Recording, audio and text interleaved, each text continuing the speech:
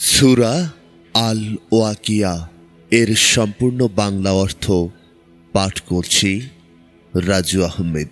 যখন সেই অবশ্যম্ভাবী ঘটনা কিয়ামত সংঘটিত হবে, তখন তা অস্বীকার করার কোনো সুযোগ থাকবে না। তা কাউকে হেয় করবে, কাউকে উন্নীত করবে। যখন পৃথিবী প্রচণ্ডভাবে কেঁপে উঠবে আর পাহাড়সমূহ চূর্ণ বিচূর্ণ হয়ে যাবে, অতঃপর তা ধূলিকণায় পরিণত হবে এবং তোমরা 3 শ্রেণীতে বিভক্ত হয়ে পড়বে। ডান দিকের লোকেরা কি সৌভাগ্যবান তারা, আর বাম দিকের লোকেরা কি দুর্ভাগা তারা। আর যারা অগ্রবর্তী তারাই তো অগ্রবর্তী, তারাই নৈকট্যপ্রাপ্ত নেয়ামতে ভরা জান্নাতে। তাদের একটি বড় দল পরবর্তীদের মধ্য থেকে আর অল্প সংখ্যক পরবর্তীদের মধ্য থেকে। তারা অলংকৃত সিংহাসনে থাকবে, মুখোমুখি হয়ে তাতে হেলান দিয়ে বসবে। চিরযুবকরা তাদের চারদিকে ঘুরে বেড়াবে, হাতে থাকবে পানপাত্র, কলসি ও স্বচ্ছ পানীয় ভর্তি পেয়ালা, যা পান করে তাদের মাথা ব্যথা করবে না এবং তারা মাতালো হবে না। আর থাকবে তাদের পছন্দের ফলমূল এবং পাখির মাংস, যা তারা কামনা করবে। আর থাকবে বড় বড় চক্ষু বিশিষ্ট হুর, যেন তারা রক্ষিত মুক্তার মতো, তাদের কৃতকর্মের প্রতিদান স্বরূপ। সেখানে তারা কোনো অসার বা পাপপূর্ণ কথা শুনবে না, শুধু এই কথা ছাড়া, শান্তি শান্তি।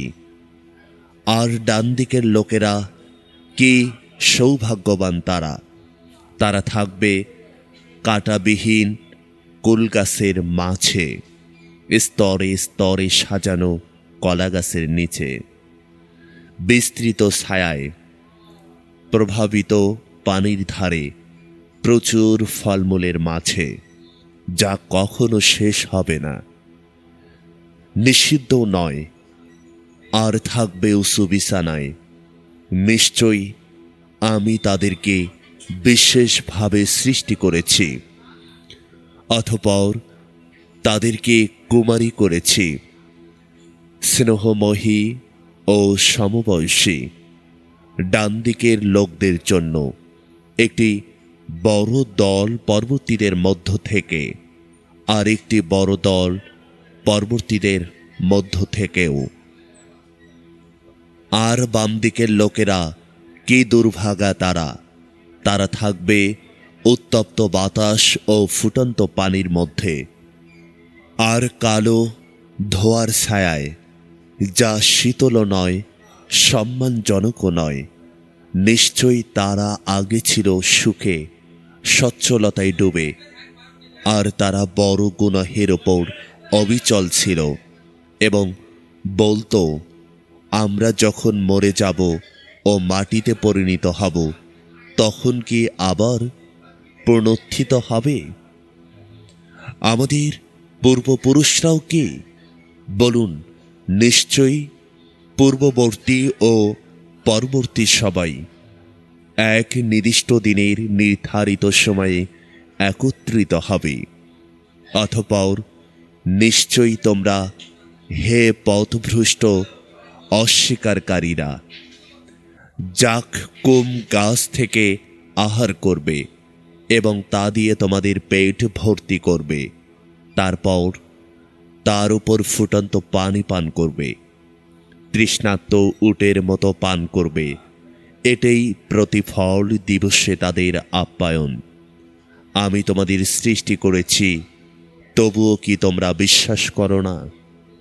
তোমরা কি ভেবে দেখেছ সেই বীর্য সম্পর্কে, যা তোমরা নির্গত করো? তোমরা কি তাকে সৃষ্টি করো না? আমি স্রষ্টা। আমি তোমাদের মধ্য মৃত্যু নির্ধারণ করেছি এবং আমি অক্ষম নই তোমাদের মতো অন্যদের সৃষ্টি করতে এবং তোমাদের এমন এক জগতে রূপান্তর করতে যা তোমরা জানো না। তোমরা কি ভেবে দেখেছ যা তোমরা চাষ করো? তোমরা কি তা উৎপন্ন করো? না, আমি উৎপন্নকারী। আমি চাইলে তা শুকনো খড় বানিয়ে দিতে পারি। তখন তোমরা বিস্মিত হয়ে বলতে থাকবে, নিশ্চয়ই আমরা ক্ষতিগ্রস্ত, বরং আমরা তো বঞ্চিত। তোমরা কি ভেবে দেখেছ যে পানি তোমরা পান করো, তোমরা কি তা মেঘ থেকে নামাও? না, আমি নামাই। আমি চাইলে তা লবণাক্ত করে দিতে পারি। তবুও কি তোমরা কৃতজ্ঞ হও না?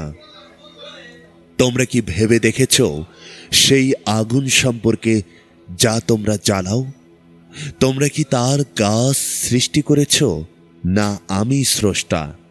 আমি একে স্বর্ণিকা ও পথিকদের উপকারের জন্য করেছি। অতএব তোমার মহান প্রতিপালকের নামে তাসবিহ পাঠ করো। আমি শপথ করছি নক্ষত্রসমূহের অবস্থানের, আর নিশ্চয়ই এটা এক মহান শপথ। যদি তোমরা জানতে, নিশ্চয়ই এটি এক সম্মানিত কুরআন, যা সংরক্ষিত কিতাবে আছে।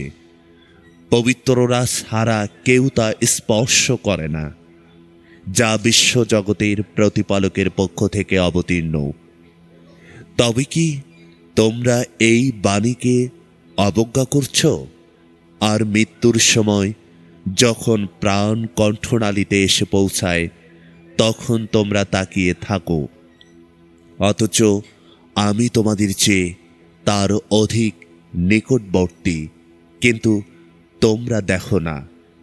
যদি তোমরা জবাবদিহিতার আওতায় না থাকো, তবে কেন তা ফিরিয়ে আনো না? যদি সত্যবাদী হও, যদি সে নৈকট্য প্রাপ্তদের অন্তর্ভুক্ত হয়, তবে তার জন্য রয়েছে প্রশান্তি, সুগন্ধ ও নেয়ামতের জান্নাত।